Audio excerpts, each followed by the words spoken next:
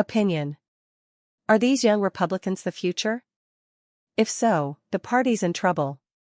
17 of the Republicans' 26 targeted districts are at least 40% non-white. Old strategies won't work. October 16, 2025 at 4:44 p.m. EDT. Today at 4:44 p.m. Eastern Daylight Time. 4 minutes. 650. Washington Post Staff, iStock. By Gina Barr. Gina Barr, a political consultant, was executive director of Black Coalitions for the 2024 Trump campaign. This week, the Young Republican National Federation was rocked by revelations from a Politico report about a leaked group chat where members referred to Black people as monkeys and watermelon people, alongside anti-Semitic and violent rhetoric.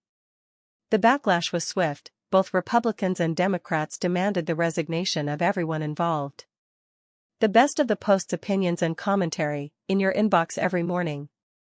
The leaked messages, spanning more than 7 months, were exchanged among young Republican leaders in New York, Kansas, Arizona, and Vermont.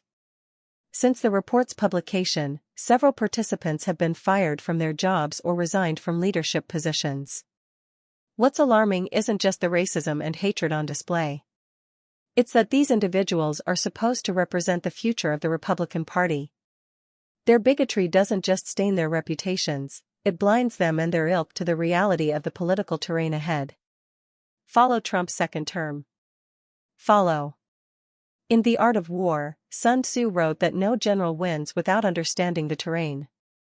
You can't move troops, plan strategy, or maintain morale if you don't know the ground you're standing on. Misread it, and you lose. Master it, and you win. That lesson is especially relevant as we approach the 2026 midterms. Republicans hope to not only defend their slim congressional majority but to expand it.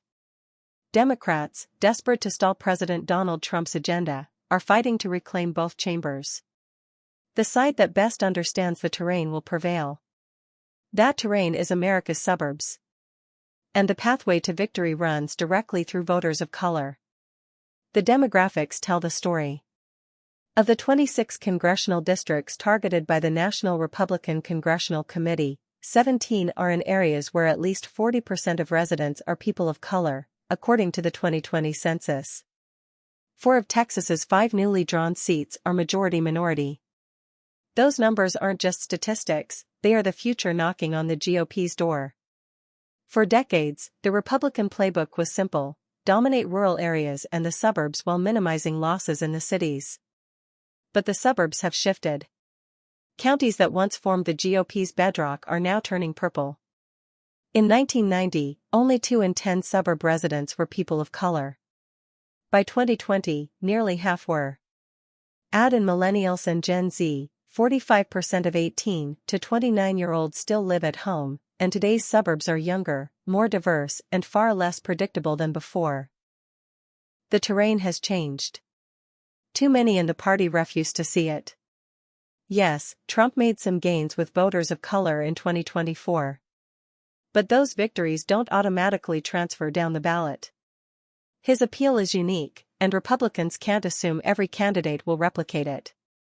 If the GOP wants to hold power, it will take more than Trump's coattails.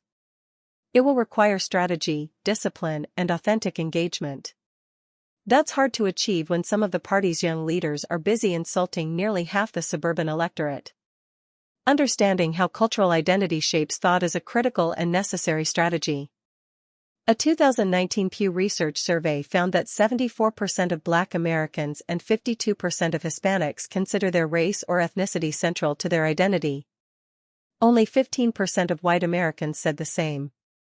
That's not just sociology, it's political behavior. Identity also shapes how people absorb information. Pew reported in 2020 that people of color are more likely than white Americans to say they see newsroom diversity as essential to trusting the media.